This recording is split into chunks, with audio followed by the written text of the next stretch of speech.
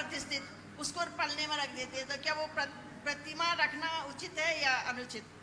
देखिए, भगवान के पलना झुलाने का रिवाज लोगों में बना रखे हैं। पंचकल्याणकों में भी भगवान के जन्म के बाद बड़े महोत्सव पूर्वक पलना झुलाया जाता है। भगवान का जन्म हुआ, आप जन्म जयंती महोत्सव मना रहे हैं, तो केवल जन्म को देख करके पलना झुलाना अलग बात, लेकिन हम भगवान महावीर की जयंती मना रहे, उन भगवान महावीर की जो 5 कल्याणकों से संपन्न है।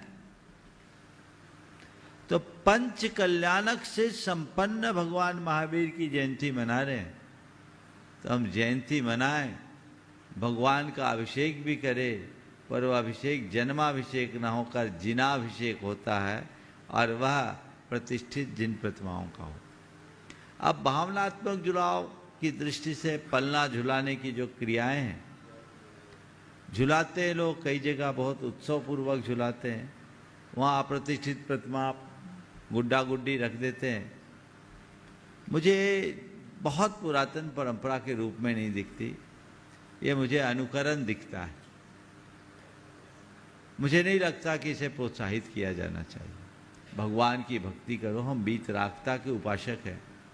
अब थोड़ी देर के लिए कल्पना करो, जिससे आपने भगवान मानकर पालना झुलाया, उस मूर्ति या उस गुड्डा गुड्डी की आकृति का बाद में क्या होगा? वो भगवान जैसा सम्मान दे पाओगे? पंच कल्याणक में तो आप उन्हें भगवान बना देते हो, पर भगवान महावीर के जन्म कल्याणक के दिन, जन्म जयंती के दिन, जिसे आप पलने में बिठा के झुला रहे हो, उनका क्या होगा? बोलो। तो मैं तो बोल रहा हूं, तो उन्हें आप भगवान जैसा सम्मान दे पाए। मैं निषेध तो नहीं करता, पर इनको प्रोत्साहित करना भी नहीं चाहूंगा।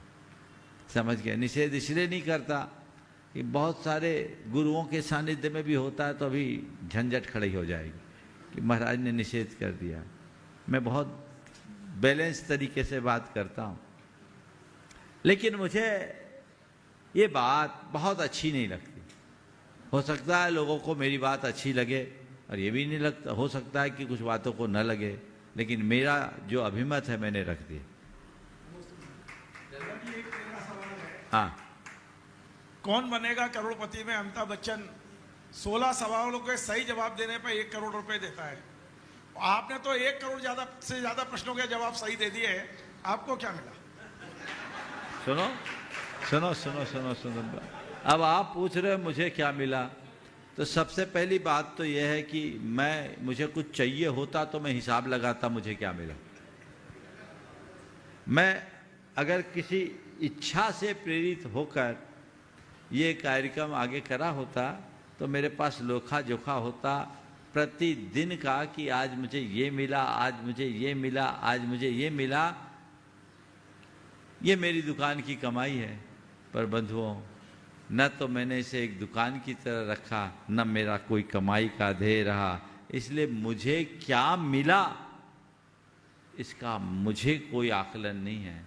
लेकिन मैं आप लोगों से केवल इतना कहता हूँ, आप लोग सब बनिया हो, दुकानदार हो, आप ही लोग अपने अंदर झांक कर देखो कि इस शंका समाधान से हमें क्या मिला। समझ गए?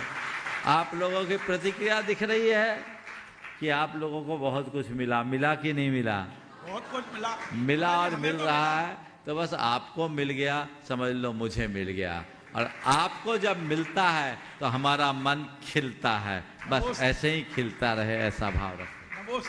नमस्ते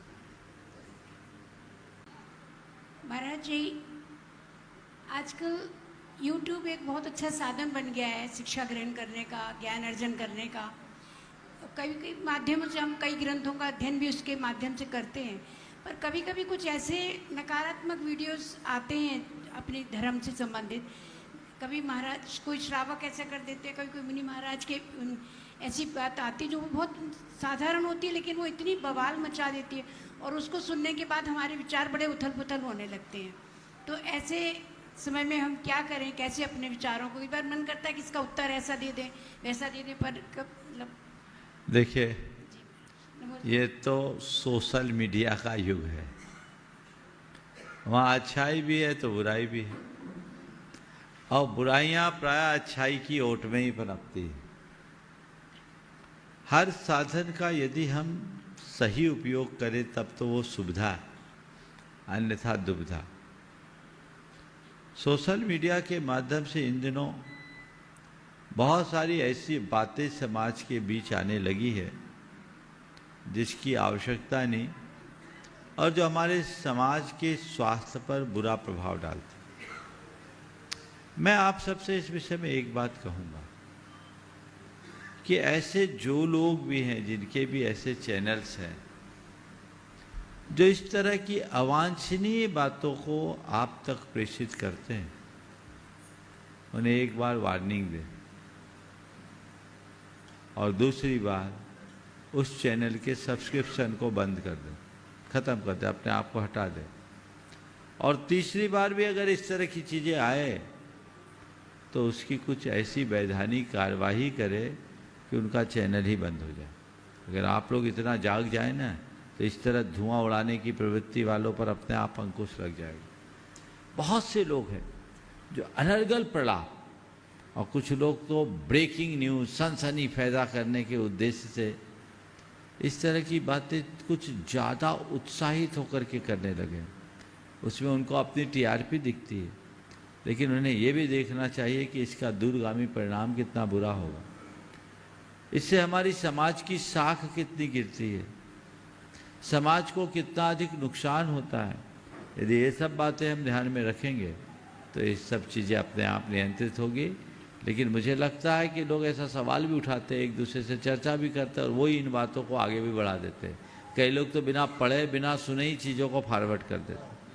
आप उनका मनोबल नीचा कीजिए, अपने आप को मजबूत बनाइए और सशक्त तरीके से ऐसी बातों का प्रतिरोध कीजिए, तभी हम अच्छा परिणाम दे पाएंगे।